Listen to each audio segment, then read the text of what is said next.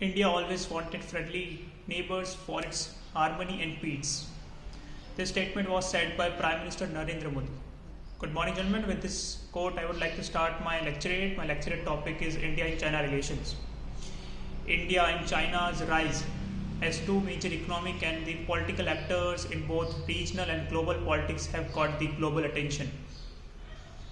Both countries are the two most populous and the fastest growing economies in the entire world. After the independence of India, the economic and the bilateral ties between both countries have increased significantly. It is dated back from ancient times. The Silk Route not only served as a route for trade but also an important route which brought Buddhism into India. Tibet earlier was considered a buffer zone between India and China. However, China invaded and occupied the Tibet area in the year 1950s, after which India and China shares a common border. In the year 1962, China's People Liberation Army invaded the Ladakh area and also across the McMahon Line in northeastern frontier areas. After the series of conflict in the year 1962, 1967 and 1987, the relation between both countries have deteriorated by times. In terms of trade, both countries are very much interdependent on each other.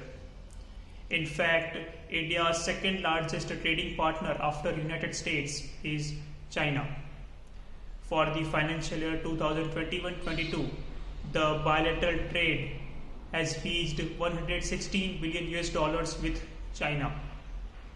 India imports electrical and electronic equipments, machinery, nuclear reactors and organic chemicals from China, whereas China imports iron ore, refined petroleum and cyclic hydrocarbons from India. After the Atmanirbhar Bharat initiative, the imports from China has decreased from $70 billion to $65 billion for the financial year 2020-21. Till now, India has also banned 321 Chinese apps.